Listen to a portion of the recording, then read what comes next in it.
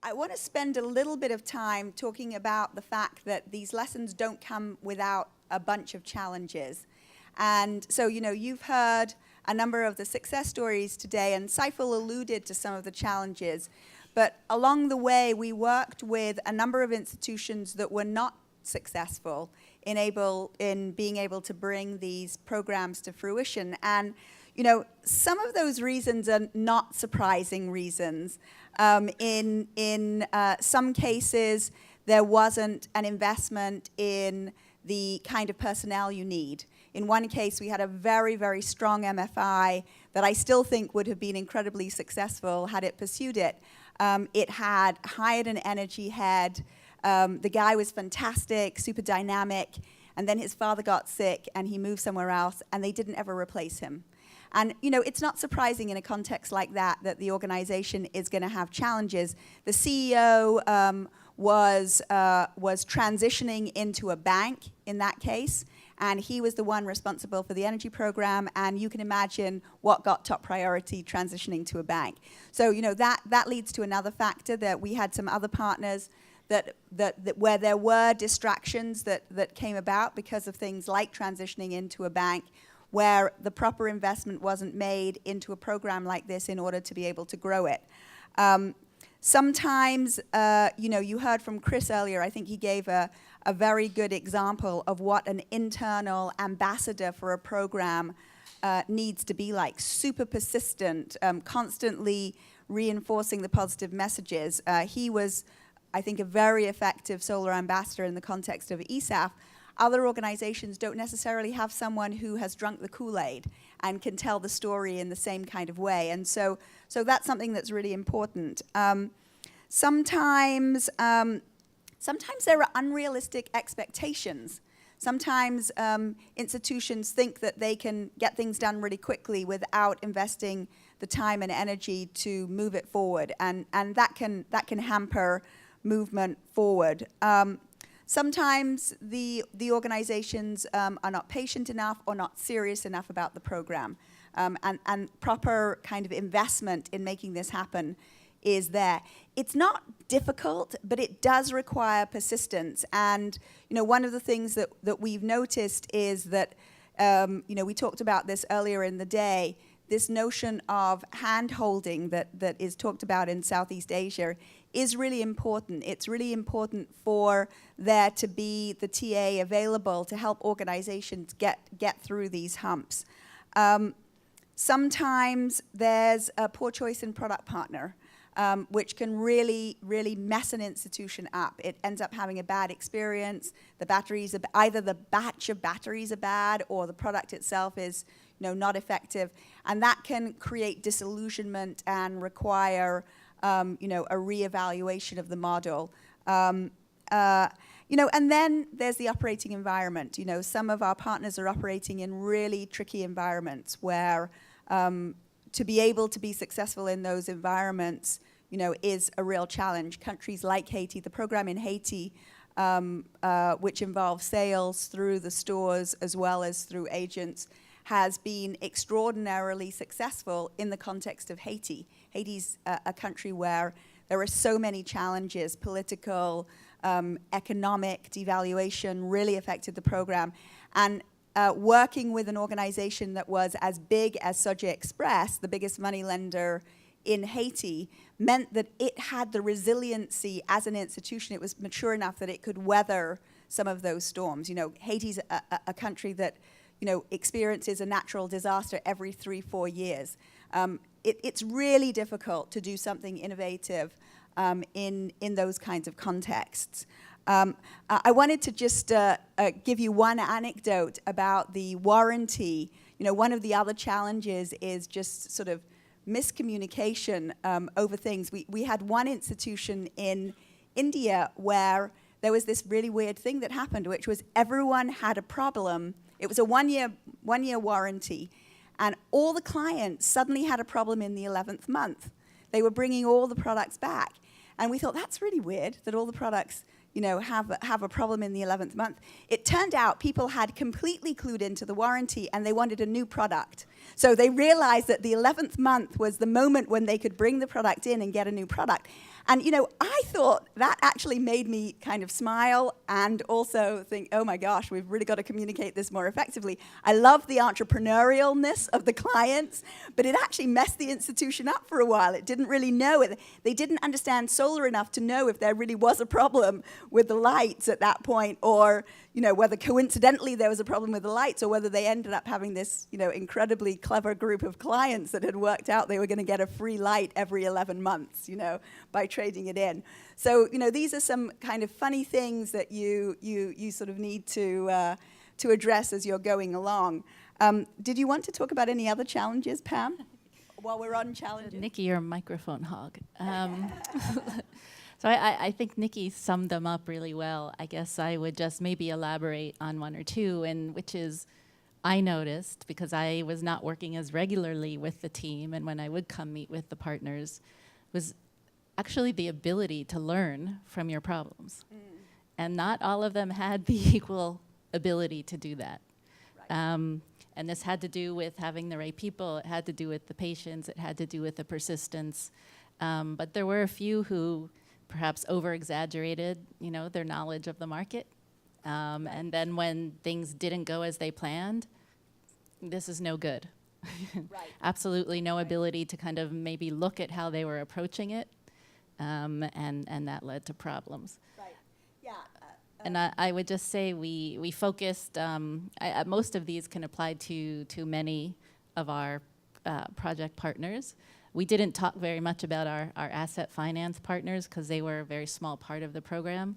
But I would just say that when you look at what they had to deal with compared to, say, an MFI is a much more diversified entity, and so is Sojay Express. And so when there were these external shocks, like devaluations or political strife, they had a much easier time coping than our energy partners, where that was their only business, was selling solar home systems. And so it was much harder for them to weather those shocks without really adversely affecting their business. They did manage, but it was harder. Yeah, so sort of moving on to some of the insights that came out.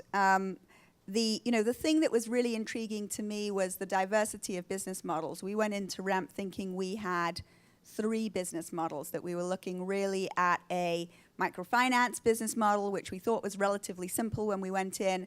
We thought we were looking at an asset finance model, and we thought we were going to really be pushing the sort of adoption of a remittance-based model. What ended up happening in each of those cases was really, except perhaps the asset finance case. I think in the asset finance case, they more or less stuck to the business model that they made pivots as well. There was a lot of adaptation of the business models. There were a lot of shifts, with the asset finance companies. They were looking at branch models, then franchise models, then branch models. There was a lot of shifting of business models that happened, hybridization of business models. There was pivoting in some cases to the point where I thought they were virtually pirouetting, my view is a pivot here and there is good, but too much pivoting, you get dizzy and you don't really know where you're going. And so I think some of those shifts ended up being incredibly helpful. And I think the way that Shrey was talking about it, which was to have a model, adapt it, solidify it, simplify it, those were the models which ended up being the most successful, I think, at the end of the day. And that went for the project as well.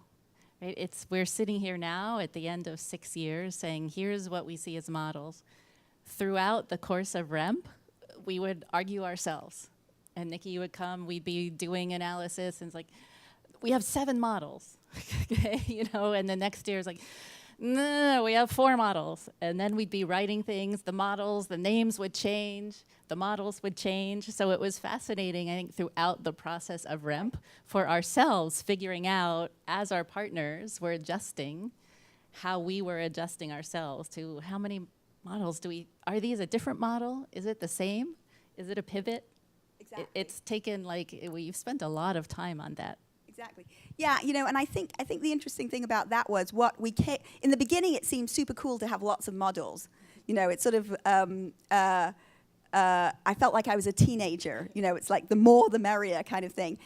As the program became more sophisticated, we realized there were core models, and then there was a little bit of a hybridization here and a little bit of a hybridization there. And being able to articulate that, identify the elements of the core model and the elements of the hybridization was actually really helpful in terms of building the models. The other thing, go ahead. I just want to say, and the one thing we tried to do with the models was make them general enough that we think these can apply to other countries. Exactly. Because as you've heard today, many of what's going on the ground is very context specific.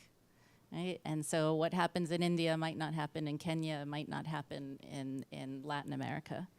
But we think that the basic models and the basic processes that the team has identified for various partners to go through to actually consider what the best model is, we've worked really hard to come up with those in a way that we think our partners and other partners can now apply those to different contexts, but obviously customizing it as necessary. Yeah. The other thing that sort of happened over the course of the project, and we talked about this earlier, is that in the very beginning, there was a view that it was going to be mostly tiny solar devices sold, except perhaps through the asset finance companies that were selling 50 watt to 500 watt systems.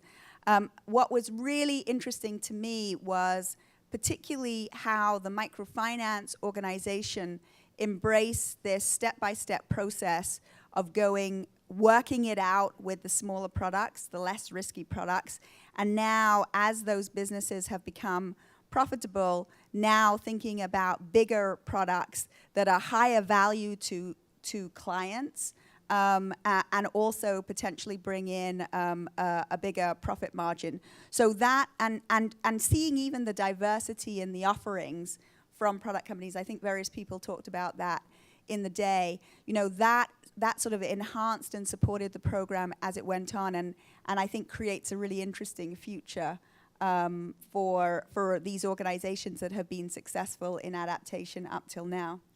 And I have to say, I think I told you in the very beginning, we were skeptical. Right? We didn't know if energy financing through MFIs would work at all. So when I started hearing that these companies were setting up energy subsidiaries and actually becoming energy companies, I was really floored. It was absolutely not expected. And I know some of my colleagues who came here earlier today were like, wow. So this was really, for me, that was really surprising. A thing that was really important for me in this context was the emphasis that ended up being put on client protection. And so, one of the reasons why the energy financing that had happened, before 2008 had not been so successful is that the energy product partners were really just trying to flog products with microfinance organizations. They could see, it was obvious microfinance organizations were a great distribution channel and they were a great financing channel, and they just wanted to flog products. And I remember the CEO of one company calling me up and saying, Nikki, I've got this shipload, I've got a box of 20,000 products. Tell me an FFI that I can sell it to. And my reaction was, no, I'm not going to. Those products need to work for that client base. They need to be tested. The MFI needs to feel comfortable with them. And it has to be about this notion of client protection. Clients have to be protected in that process. And so, that evolution over the course of the program, I think, has also been really important. I think you spoke eloquently to it, earlier. But that's something that I think has been important to us who have kind of grown up in the microfinance sector, that, we've created this market that looks really interesting, and let's not mess it up by doing things that undermine the client base in some way. So I think that's been something that's been a quite interesting thing that's happened. And the other thing that sort of happened in the course of the program is having our partners, whether they are money transfer companies or microfinance organizations realizing that they have these untapped resources. So in the case of the money transfer organization, realizing it was sitting on this kind of like micro gold mine of agents that it really wasn't using at all. It was using them in this very kind of unsophisticated way, and that could be a channel for expanding a business. The money transfer business is super, super competitive. I don't know if you know much about it. There is a constant need to diversify that business. And so to be able to find ways to sell within the country was something that was actually quite new and interesting to them. And the board took it on board such that, Yara didn't mention this, but in the case of Soji Express, energy, it's not loans in their case, the energy program has a line item in their budget. That's pretty serious for a company that's as big as Soji Express, that's doing literally millions and millions, if not billions of dollars of business. To have energy as a line item means that it's actually been a really successful program. And in the case of microfinance organizations, leveraging their own client base as a way to reach non-clients in a context that sort of mitigates risk is something that's really interesting for them to be able to control the way they extend beyond their own client base while thinking about risk elements is really interesting. So shall we move on to accomplishments? Mm-hmm. So we feel, we're really excited. We really didn't know if this was going to work. When we started REMP, the core team, Chris Neidl, Seifel, and I, we were just really hoping this was a great idea that we thought we had. And we were really excited that USAID was willing to try the experiment with us.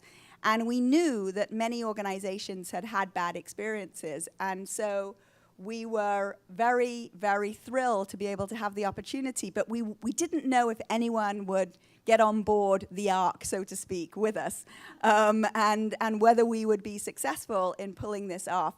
And, the achievements of the team, and this is really a tribute to all of you and to all of our partners, have been quite phenomenal in terms of scale for the energy sector. For microfinance, these are baby steps, but for the energy sector, the numbers that we've reached are actually quite big numbers.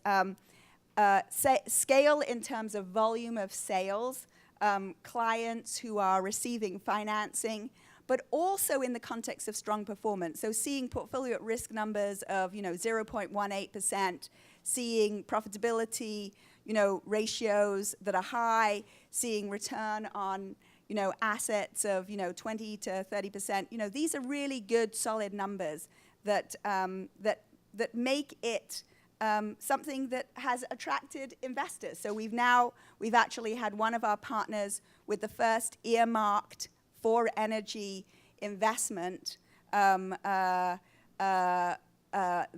we know of actually in the sector. So that shows, I think, if investors are willing to put their money in, then we've actually perhaps achieved something really interesting, and the possibility for scaling is there.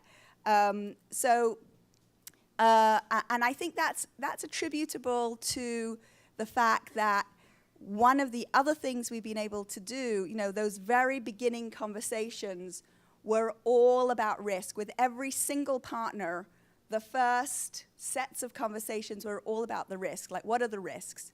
How do you mitigate these risks? What about this risk? What about that risk? And we've been able to, I think, show through evidence on the ground, through the track record of the program, that those risks can be effectively mitigated, and that this story is a story that has potential to scale. So I think that's an achievement that the team should feel fantastic about, and all of our partners. Clearly it would not have been possible without all of you. And the future is there to continue to be tapped from this point of view. I think there's real possibilities moving forward. And we would love, obviously, to be able to experiment in new geographies to see whether the successes in India and in a different way in Haiti can be replicated in other parts of the world. We did a late replication effort in Nepal, which has actually been successful despite all the weird things that happen in Nepal. But it would be great to replicate in other places. So Pam, do you have anything you want to add? So I just want to say we took a risk on this project, on the sector, but we took a risk on the implementer. I mean, ARC Finance was a very new organization that had never done a program of this size or complexity. And so we really were like, oh boy, what are we getting ourselves into? So I consider actually one of the greatest accomplishments the fact that look what's happened to ARC Finance. Look what's happened with this project, and look at the track record they've created, and now the knowledge that they're able to share with the sector. There's going to be this online manual. We have a number of reports coming out so that everybody's going to have the benefit of, you'll have more time than today to try to absorb everything, because one of the delights of working with ARC has been their ability to come up with information. And I know I push them hard, and at times they're like, but these guys really, I think when you sift through what you've heard today, and then if you have a chance to start reading all of this stuff, there's really a wonderful amount of insight there and a great groundwork to build on. And so that has been really, I think, another accomplishment of this project. And so I want to take the opportunity to thank the team, because I know how hard they work. To thank all of our wonderful partners who've flown across the world to come here. And I know you're tired, and I know, but I also hear from you how close your relationships are. You hear from Shrey, he's up all night dealing with the CEO, and I think that was typical of all the team. Yara, who's like, doesn't matter if there's an earthquake or whatever is going on in Haiti, she's there working with them. So really, it's just been a pleasure working with ARC Finance. I feel a little sad that our project's coming to an end, but I feel like it's also just beginning for more good things from you all. So thank you. And I just want to say that we've had relationships with a number of different donors, and relationships with donors have their charms, but really the relationship with Pam and with USAID has been really special. Pam has been an incredibly devoted and active thought partner, both in terms of giving us she actually reads everything we send, which is, first of all, quite remarkable. I don't know that every donor does that. And she gives us real feedback, and she's given us, really useful insights. And as she said, she's pushed us, but in ways that have been incredibly helpful. So, it's been really a complete pleasure to be able to work with you. And thanks to you, thanks to all of the team, thanks to all the partners, thanks to all of you for coming.